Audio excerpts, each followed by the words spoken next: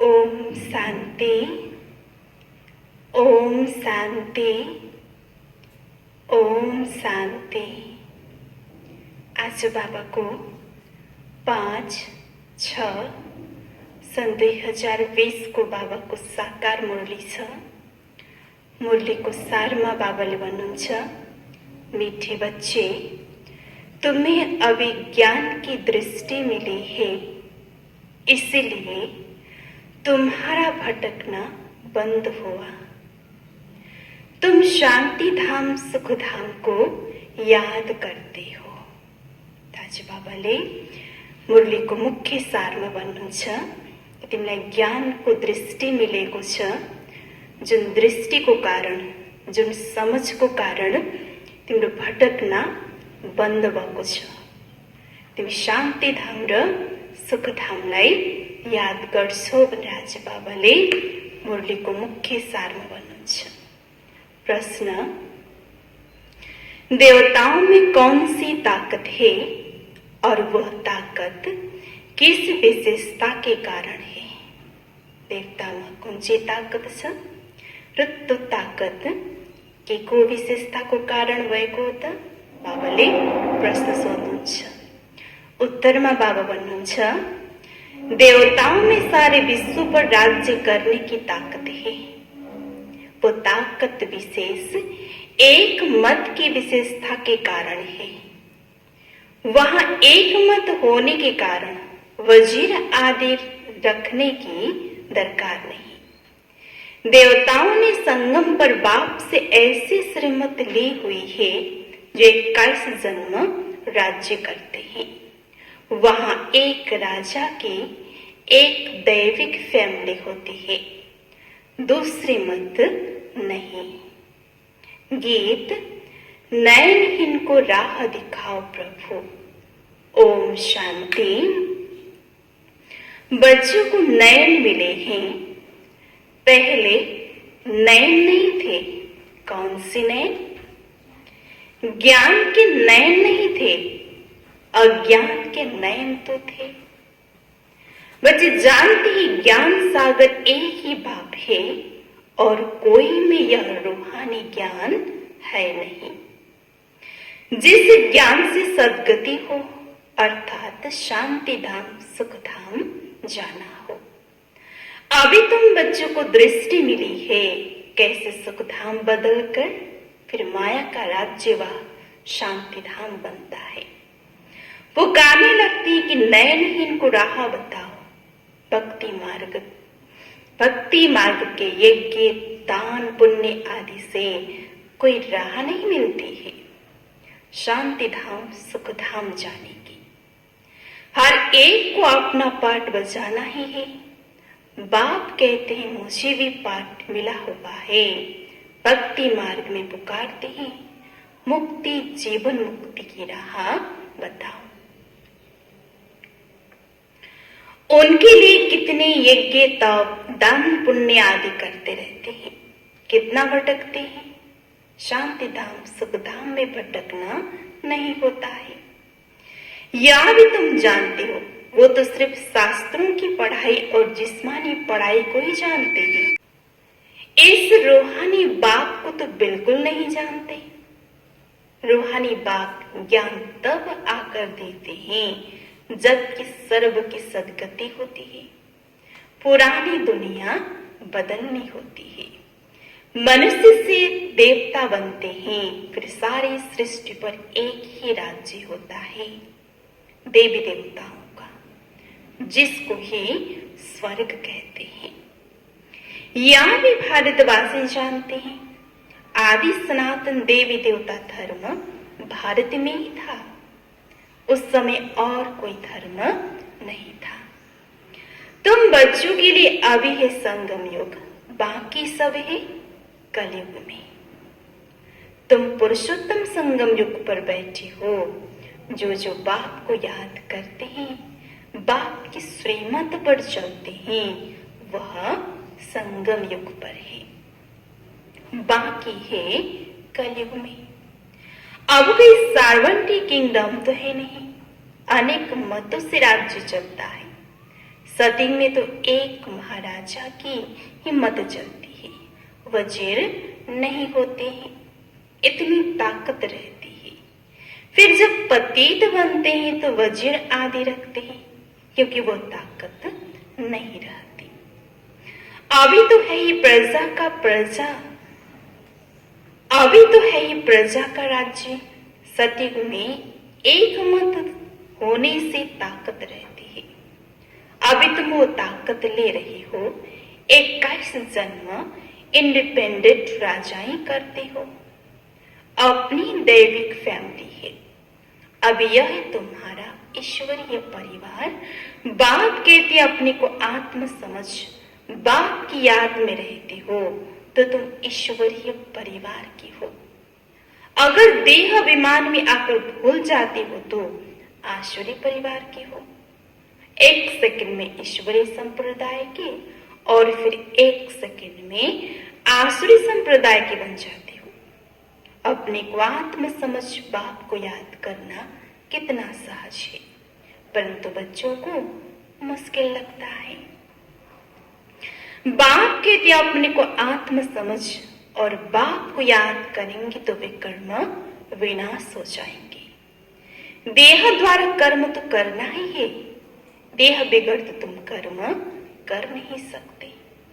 कोशिश करने काम काज करते भी हम बाप को याद करें, परंतु यहाँ तो बिगड़ काम भी याद नहीं कर सकते, भूल जाते हैं। यही है मेहनत। भक्ति में ऐसे कोई थोड़े ही कहा जाता है कि सारा दिन भक्ति करो। उसमें टाइम होता है सवेरे, शाम व रात को। फिर मंत्र आदि जो मिलते हैं वो बुद्धि में रहते हैं। अनेकानेक शास्त्र है वो भक्ति मार्ग में पढ़ते हैं। तुमको तो कोई पुस्तक आदि नहीं पढ़ना है, न बनाना है। ये मुरली छपाते भी रिफ्रेश होने के लिए, बाकी कोई भी किताब आदि नहीं रहेगी। ये सब खत्म हो जानी है। ज्ञान तो है ही एक बाप में। अभी देखो, ज्ञान विज्ञान भवन नाम रखा है, जैसे कि वहां योग और ज्ञान सिखाया जाता है। बिगर अर्थ ऐसे नाम रख देते हैं। कुछ भी पता नहीं कि ज्ञान क्या है, विज्ञान क्या है। अभी तुम ज्ञान और विज्ञान को जानते हो। योग से होती है हेल्थ, जिसको विज्ञान कहा जाता है, और यह है ज्ञान, जिसमें वर्ल्ड की हिस्ट्री ज्योग्राफी समझाई जाती है।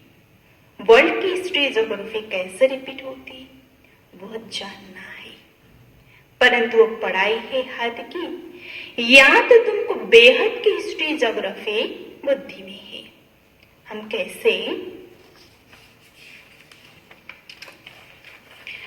कैसे राज्य लेते, कितना समय और कब राज्य करते थे, कैसे राजधानी मिली थी, ये बातें और कोई की बुद्धि में नहीं आती। बाबा ही नॉलेजफुल है। यह सृष्टि का चक्र कैसे फिरता है बाप ही समझाते हैं। बने बनाए ड्रामा को न जानने के कारण मनुष्य कह देते हैं फलाना निर्वाण धाम गया या ज्योति ज्योति में समाया। तुम जानते हो सभी मनुष्य मात्र इस सृष्टि चक्र में आते हैं, इसे कोई एक भी छूट नहीं सकता। बाप समझाते हैं मनुष्य की आत्मा एक शरीर छोड़ दूसरा लेती है। कितना बड़ा ड्रामा है। सब में आत्मा है, उस आत्मा में अविनाशी पाठ भरा हुआ है। इनको कहा जाता है बनी बनाई। अब ड्रामा कहते हैं तो जरूर उनका टाइम भी चाहिए। बाप समझाते हैं यह ड्रामा 5000 वर्ष का है। भक्ति मार्ग के शास्त्र में लिख दिया है ड्रामा लाखों वर्ष का है। इस समय ही जबकि बाप ने आकर सहज राजयोग सिखाया था, इस समय के लिए ही गायन है कि कौरव घोर अंधियारे में थे और पांडव रोशनी में थे। वो लोग समझते हैं कलयुग में तो 40,000 वर्ष से है। ओनों को यह पता नहीं पड़ता कि भगवान आया है। इस पुरानी दुनिया का मौत सामने खड़ा है। सब अज्ञान नींद में सोए पड़े हैं। जब लड़ाई देखते हैं तो कहते हैं यह तो महाभारत लड़ाई की निशानी है। ये रिहर्सल होती रहती है, फिर चलते फिरते बंद हो जाएगी। तुम जानते हो अभी हमारी पूरी स्थापना हुई थोड़ी, अभी पूरी स्थापना थोड़ी हुई है। गीता में यह थोड़ी ही कि बाप ने सहज राजयोग सिखाया, यही राज्य स्थापना की। गीता में तो प्रलय दिखा दी है, दिखाती है और सब मर गए, बाकी 5 पांडव बचे, वह भी पहाड़ों में जाकर गल मरे। राजयोग से क्या हुआ कुछ भी पता नहीं। बाप हर एक बात समझाते रहते हैं, वह है हद की बात, हद की रचना, हद के ब्रह्मा रचते हैं, पालना भी करते हैं, बाकी प्रलय नहीं करते। स्त्री को एडप्ट करते, बाप भी आकर एडप्ट करते, कहते मैं इनमें प्रवेश कर बच्चों को नॉलेज सुनाता हूँ, इन द्वारा बच्चों को रचता हूँ। बाप भी है, फैमिली भी है। ये बातें बड़ी हुई है, बहुत गंभीर बातें हैं, मुश्किल कोई की बुद्धि में बैठती है। अब बाप कहते हैं पहले पहले तो अपने को आत्म समझो। आत्मा ही एक शरीर छोड़ दूसरा लेती है। शरीर पर ही भिन्न भिन्न नाम पड़ते हैं, नाम रूप फीचर्स सब भिन्न भिन्न है। एक के फीचर्स न मिले दूसरे से। हर एक आत्मा के जन्म जन्मांतर के अपने फीचर से अपने एक ड्रामा में नोधी हुई है, इसलिए इनको बना बनाया ड्रामा कहा जाता है। अभी बेहद का बाप कहते हैं मुझे याद कर तो विकर्म विनाश होंगे, तो हम क्यों ना बाप को याद करें। ये मेहनत की बात है। तुम बच्चे जब याद की यात्रा में बैठते हो तो माया के तूफान आते हैं, युद्ध चलता है, उसमें घबराना नहीं है। माया घड़ी घड़ी याद तोड़ेगी। संकल्प विकल्प ऐसे आएंगे जो एकदम माथा खराब कर देंगे, परंतु मेहनत करो। बाबा ने समझाया है इन लक्ष्मी नारायण की कर्म इंद्रिया वश कैसे हुई। ये संपूर्ण निर्विकारी थी। यह शिक्षा इनको कहां से मिली। अभी तुम बच्चों को यह बनने की शिक्षा मिल रही है, इसमें कोई विकार नहीं होता। वहां रावण राज्य ही नहीं, पीछे रावण राज्य होता है। रावण क्या चीज है ये कोई भी नहीं जानते। ड्रामा अनुसार यह भी नोद है, ड्रामा के आदि मध्य अंत को नहीं जानते, इसलिए ही नीति नीति करते आए। अभी तुम स्वर्गवासी बनने के लिए पुरुषार्थ कर रहे हो। लक्ष्मी नारायण स्वर्ग के मालिक है ना, इन्हों की आगे माथा टेकने वाले तमो प्रधान कनिष्ठ पुरुष है। बाप कहते हैं पहले पहले तो एक बात पक्की कर लो, अपने को आत्म समझ बाप को याद करो। इसमें ही मेहनत है। जैसे 8 घंटे सरकारी नौकरी होती है ना, अभी तुम बेहद की सरकार के मददगार हो।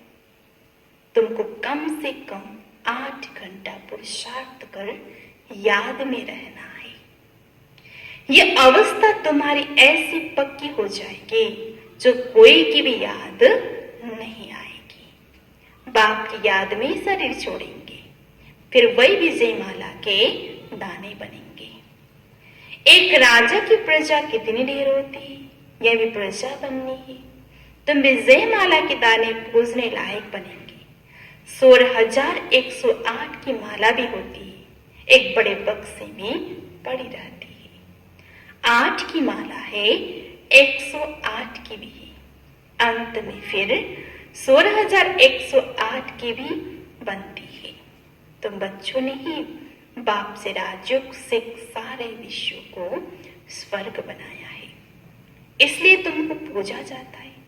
तुम ही पूज्य थे, तुम ही पुजारी बने हो। ये दादा कहते हमने खुद माला फेरी है। लक्ष्मी नारायण के मंदिर में यूं ही तो रुद्र माला होनी चाहिए। तुम पहले रुद्र माला फिर रुंड माला बनती हो। पहले नंबर में रुद्र माला जिसमें शिव भी है, रुंड माला में शिव कहां से आए? वह है विष्णु की माला। इन बातों को कोई भी समझती थोड़ी ही है। अभी तुम कहती हो हमसे बाबा के गले का हार जाए बनते हैं, ब्राह्मणों की माला नहीं बन सकती, ब्राह्मण की माला नहीं होती।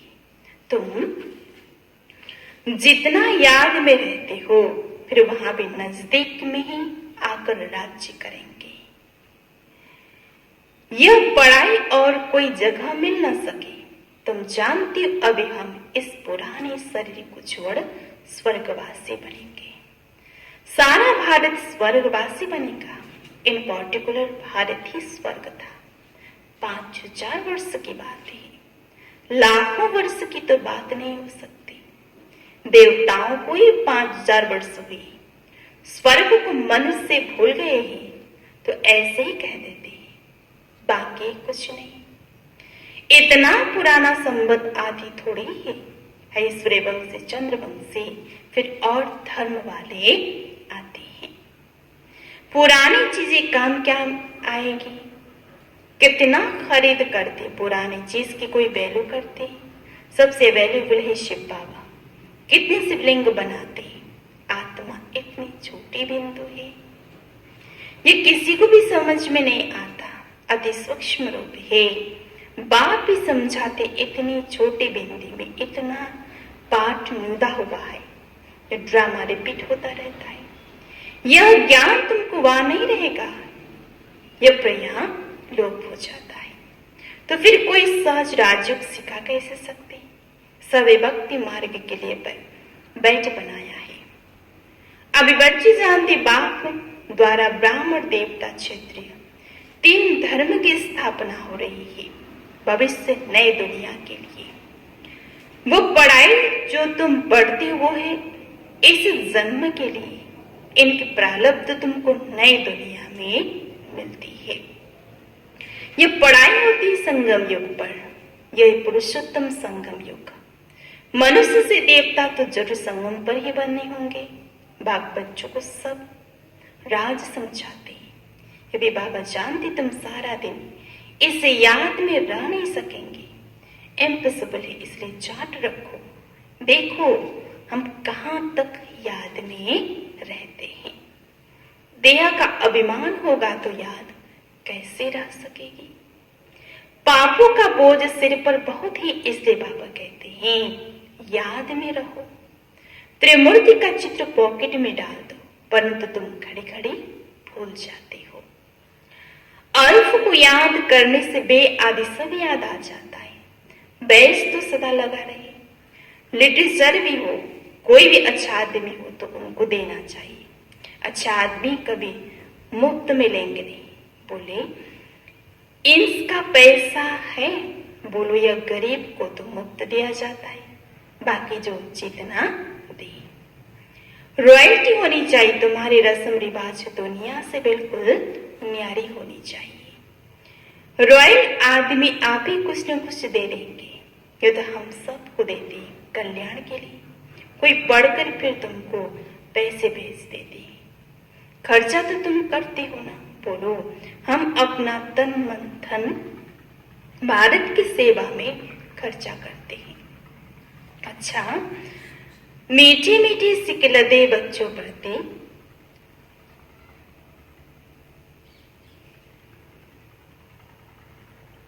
अच्छा, मीठी मीठी सिकलदे बच्चों प्रति माँ पिता बाप दादा का याद प्यार और गुड मॉर्निंग। रूहानी बाप के रूहानी बच्चों को नमस्ते। रूहानी बच्चों की रूहानी बाबा को याद प्यार गुड मॉर्निंग, नमस्ते नमस्ते। धारणा को लागे मुख्य सार में पहलू पॉइंट, इस बेहद की सरकार को मदद करने के लिए कम से कम 8 घंटा याद में रहने का पुरुषार्थ करना है। याद में जो माया विघ्न डालती है उससे घबराना नहीं है। दूसरा पॉइंट, इस पुरुषोत्तम संगम युग पर ईश्वरीय संप्रदाय का बन ईश्वर के मत पर चलना है, कर्म करते भी बात केला है। बाबाले वरदानमा दिनुहुन्छ, बेगर टू प्रिंस का पाठ प्रैक्टिकल में बचाने वाले त्यागी व श्रेष्ठ भाग्यशाली आत्मा भव। तो विस्तार में भन्नुहुन्छ बाबा, जैसे भविष्य विश्व महाराजन दाता होंगे, ऐसे अवश्य दातापन के संस्कार इमर्ज हो। किसी से कोई सेलिब्रेशन लेकर के फिर सेलिब्रेशन दे, ऐसा संकल्प में भी न हो। ऐसे ही कहा जाता है बेगर टू प्रिंस। स्वयं लेने की इच्छा वाले नहीं, इस अल्पकाल की इच्छा से बेगर। ऐसा बेगर ही संपन्न मूर्त है जो अभी बेगर टू प्रिंस का पाठ प्रैक्टिकल में बचाते हैं। उन्हें कहा जाता है सदा त्यागी व श्रेष्ठ भाग्यशाली। त्याग से सदाकाल का भाग्य स्वतः बनता है। स्लोगन, सदा हर्षित रहने के लिए साक्षीपन की सीट पर दृष्टा बनकर हर खेल देखो। अच्छा, ताजी बाबाले मुरली को मुख्य सार में बनवाई। मीठे बच्चे, तुम्हें अभी ज्ञान की दृष्टि मिली है, इसीलिए तुम्हारा भटकना बंद हुआ। तुम शांति धाम सुख धाम को याद करते हो। देवताओं में कौन सी ताकत है और वो ताकत किस विशेषता के कारण है? उत्तर, देवताओं में सारे विश्व पर राज्य करने की ताकत है। वो ताकत विशेष एक मत की विशेषता के कारण है। वह एक मत होने के कारण वजीर आदि रखने की दरकार नहीं। देवताओं ने संगम पर बाप से ऐसी श्रीमत ली हुई है जो 21 जन्म राज्य करते हैं। वह एक राजा की एक दैविक फैमिली होती है, दूसरी मत नहीं। ओम शांति।